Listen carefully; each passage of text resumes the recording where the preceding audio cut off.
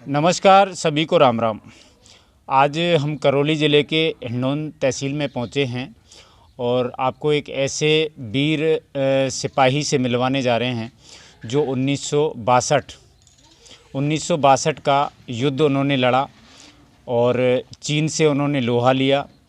और भी उनकी बहुत सारी ऐसी कथाएं हैं, उनकी ऐसी स्टोरियां हैं जिन्हें सुनने के लिए लोग उनके पास दूर दूर से आते हैं।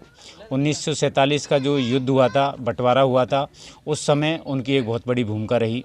आज हम जानने का प्रयास करेंगे और हम बाबा साहब का एक तरह से आपसे परिचय कराएंगे और बाबा साहब ने जो भी अब तक किया इनके कार्यकाल में उसकी पूरी स्थिति बाबा साहब खुद बताएंगे। बाबा साहब, सबसे पहले राम राम बताओ आप। मेरा नाम टीकम राम। टीकम राम, कौन से गांव से हैं बाबा साहब? हाँ, कौन से गांव है आपका? गांव कौन सा है? सकरघटा सकरघटा, मासलपुर। मासलपुर। अच्छा, आपकी उम्र लगभग कितनी होगी बाबा साहब अभी इस टाइम? अब मेरे कम से कम जो है 96 के लगभग है। हाँ, सन 1947 मई में भर्ती हुआ। अच्छा। और सन 1915 अगस्त को बंटवारा है, देश जो है ना आज़ाद है। और हम जो है ना लाहौर से फिर हमको आधा हिस्सा मिला फतेहगढ़ राजपूत रेजिमेंट में। वहाँ हम राजपूत रेजिमेंट में आए। वहाँ पीएम मुसलमान है। पीएम मुसलमान जो है ना जा रही से और हम जो है आगे वहाँ। अच्छा बाबा साहब, आप बता रहे थे हमको कि चीन की जब लड़ाई हुई थी उस टाइम आपने घास की रोटियां खाई थी, क्या वो क्या मामला है? घास कना गोखना हुआ है ना, उसकी गोली से बना कर खाई भैया। भूख है। कितने दिन तक पड़े रहे थे वहाँ? वहाँ हम पड़े रहिए 12 तारीख को तो BM कोल वहाँ को साल उड़ जाया। कौन को? पंडित जवाहरलाल नेहरू को। और हम जो है ना 17 तारीख को पकड़े गए वहाँ, नहीं 17 को तो वहाँ से भागे। और 22 तारीख को पकड़े गए वहाँ। कहाँ पे? बम जिला। अच्छा, किसके द्वारा पकड़े गए थे? चीनी ने पकड़ लिए हम। अच्छा, चीनी सैनिकों के द्वारा आपको बंधक बना लिया था? बंधक बना लिया। ठीक है। हाँ। फिर उसके बाद? उसके बाद फिर हम जो है ना सीधा पहाड़ी के नीचे रखे 2 दिन ना तो फिर हमको ले गए किले में। वहाँ में का नाम तिब्बत में ही किले बड़े बड़े राजा के, उन किले में रखे हम। कितने लोग थे? हम 3213 है। 3213 भारतीय सैनिकों ने को बंधक बना लिया था? बंधक बना लिया। जो अलग अलग किले में, अलग अलग किलों में आपको रखा? हाँ। खाने को कुछ दिया नहीं? खाने को हमको साबुत मटर की दाल और चावल। फिर वहाँ से छूटे कैसे? वहाँ से छूटे जब एक ही दिन हम 100 मील चले और जरांग आए। मील का मतलब? हाँ, किलोमीटर। अच्छा, 100 किलोमीटर। हाँ, पैदल गाड़ी के पानी के बांधे और खिसक गए। चले गए 2 मील, फिर वहाँ से खड़े होकर फिर चले गए। क्यों? बदल से तो सब डाउन है, नीचे को है। तो वहाँ आए हम और वहाँ से हमको रात को सब किट वगैरह मिल गया। और तो उस समय क्या जो आप भारतीय सेना में जब भर्ती हुए थे तो कौन सी रेजिमेंट हम सेकंड राजपूत में। सेकंड राजपूत में थे? हाँ। फिर सेकंड से हम 4 राजपूत में चले गए। अच्छा। अब 4 राजपूत में हम जो है ना। कौन से पद से आप रिटायर हुए? 4 बेटे हैं। हाँ। मतलब कौन सी पीढ़ी आप देख चुके हो अभी तक? 6ठी पीढ़ी देख सकता हूँ। 6ठी पीढ़ी, थोड़ा सा बताओ, विस्तार से बताओ। मेरे फादर जो है ना सरदार से सन 1914 के। 1914 में मेरे फादर, आपके पिताजी सूबेदार थे? सूबेदार से। Very good. अच्छा, फिर आप कितने भाई हो? हम 4 भाई हैं। आप बड़े थे या? ना, मुझसे बड़ा और एक। अच्छा। हाँ। तो आप 4 भाई हैं, तो अब फिलहाल में 4 में से आप अकेले ही बचे हैं? हाँ। बाकी 3 का स्वर्गवास हो गया। और अभी फिलहाल में आप एट प्रेजेंट में कि आपकी जो पीढ़ी है वो कौन कौन सी है आपके पास? मेरे पास बेटे और नाती, पंथी, संती और संती तक है। तो राजेंद्र जी, आप बताएं थोड़ा सा बाबा साहब आपके दादाजी हैं। राम राम साहब, मैं बड़ा सौभाग्यशाली हूँ कि मैं बड़ा सौभाग्यशाली हूँ कि मेरे घर में आज 5 पीढ़ी हैं। ये मेरे बाबा साहब हैं, यानी मेरे दादाजी हैं, और जो दोनों मेरे सामने खड़े हैं ये दोनों मेरे बच्चे हैं, नाती हैं, यानी मेरे पोता हैं। इनका मैं दादाजी हूँ। ये आपके नाती हैं? हाँ, इनका मैं दादाजी हूँ, मेरे दादाजी है। बाबा के आप नाती हो? बिल्कुल बिल्कुल। 6 पीढ़ी होगी ना फिर? 5 पीढ़ी हुई है, 5। मैं बीच की पीढ़ी हूँ। हाँ। मेरे पिताजी गाँव में रहते हैं, मेरे बच्चे यहाँ हिंडौन में रहते हैं, और मेरे भाई गाँव में रहते हैं। हमारे दादाजी के 4 बेटे हैं, 13 नाती हैं, 25 पंथी हैं, और 5 संती हैं, 2 संतनी हैं। बड़ी बड़ी संतनी ये बीरा है हमारी, और एक संती और एक संतनी गांव में रहती हैं। बाबा साहब का हमारे का बहुत खुशहाल परिवार है। बहुत मैं सौभाग्यशाली हूँ जो मुझे ऐसे परिवार में जन्म दिया भगवान ने। और ये बाबा क्या नाम है बेटा आपका? क्या नाम है? नाम बताओ। क्या नाम है? नाम बताओ। नाम बताओ। देखो आप है ना वो टीवी में आओगे, देखो वो सामने देखो। बताओ नाम बताओ। नाम बताओ। ये कौन लगते हैं बेटा आपके? ये कौन लगते हैं? बाबा हैं? बेटा गुड़िया आप इधर आओ, इधर आओ, एक बार इधर आओ, इधर आओ। कौन सी क्लास में पढ़ते हो आप? हैं? उधर देखो, उधर देखो, उधर देखो। कौन सी क्लास में पढ़ते हो? फर्स्ट में पढ़ते हो। ये बाबा कौन है? हैं? ये बाबा कौन है? ये बाबा कौन है? क्या लगते हैं आपके? हैं? दादाजी लगते हैं।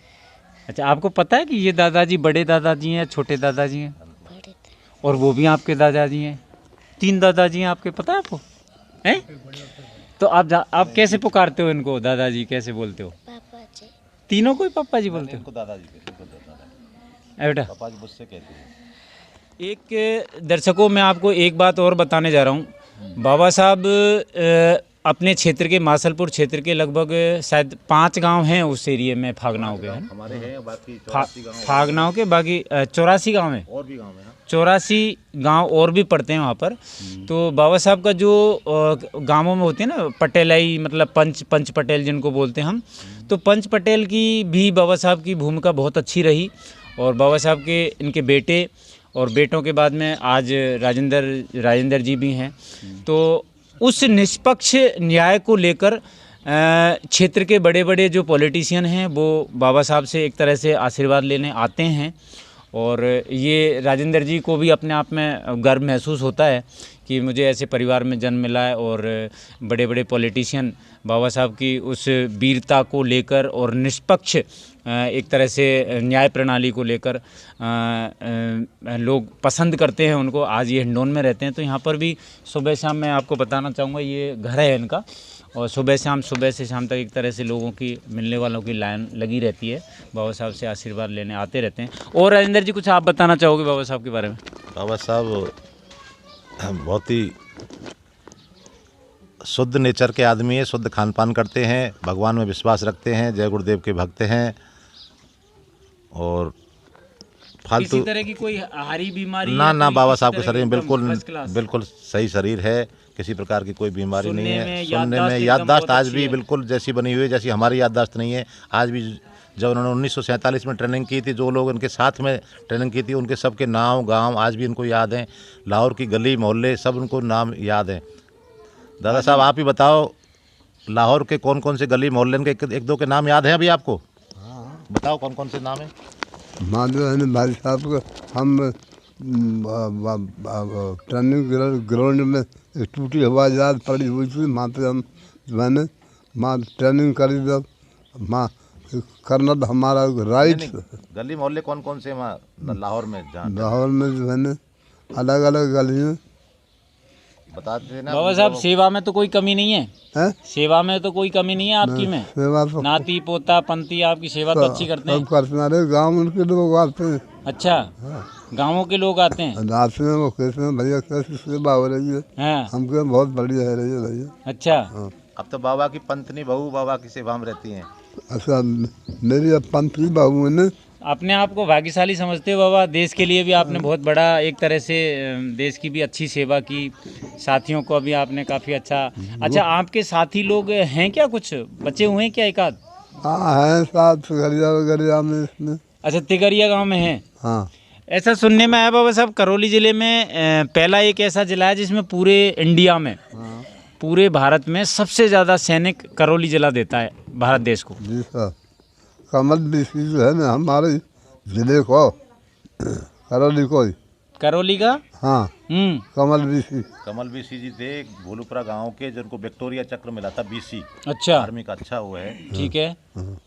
कमल विक्टोरिया चक्र। कमल तो कमल उनका बीसी नाम था। नाम तो उनका कमल था। बीसी तो विक्टोरिया चक्र का शॉर्ट नाम है बीसी। अच्छा, बीसी की पदवी मिली थी उनको। अच्छा, उन्होंने उसी लड़ाई में बहुत सारे दुश्मन सैनिकों को मारा था। तो बाबा साहब आजकल के जैसे जो सैनिक हैं बीएसएफ के, राजपूत रेजिमेंट्स के, आजकल जो एक तरह से उनके धरने प्रदर्शन भी चल रहे हैं, कोई पेंशनों को लेकर, कोई सुख सुविधाओं को लेकर, उसके बारे में कुछ नॉलेज है क्या? थोड़ी बहुत पोस्ट कर रहा हूँ। कौन सा बात जो फिलहाल है उनको उनकी भाई अब एक बहुत बुरा किया है। कौन सा? हाँ फौजियों के जो है न शहीदों की, और उन्होंने मांग करी मुख्यमंत्री से, तो पुलिस ने पीट कर भगा दें। ये आपको कैसे, किसने, मतलब जानकारी किसने दी आपको कि ये राजस्थान के मुख्यमंत्री ने फौजियों की विधवाओं के साथ बुरा किया? किसने बताया आपको? ये आप तो घर पड़े रहते हैं। हाँ कल अखबार में आ जाता है। पढ़ लेते हो आप अखबार? और मैं दूसरे से पढ़। ये एक बहुत ही दुखद घटना है। बाबा साहब का दिल भर गया इस घटना को सुनने के बारे में। गोवा में 2.5 दिन में हमको जयंत चौधरी और जनरल मान ने कहा कि तुम्हारे पुरखा ऐसे हो गए जिन्हें घास की रोटी बनाकर खाई नहीं, बिलाव लेगा उनको घास की रोटी। उनको घास की रोटी बनाई, उनको भी बिलाव ले गया। बिलाव जानवर था कोई? हाँ जानवर। और जो है ना तुम ऐसे ही बिलावर हो, तो मैं 14 दिन भेज रहा हूँ। तो उन्हें पुलिस वाले ने सोचो कि भाई जहाँ का नाम 17 डिब्बारी हैं, 16 डिब्बारी हैं। तो 2.5 दिना में हमने पंजन में जाकर तिरंगा झंडा गाड़ लिया। मतलब गोवा जीत लिया आपने? गोवा जीत लिया।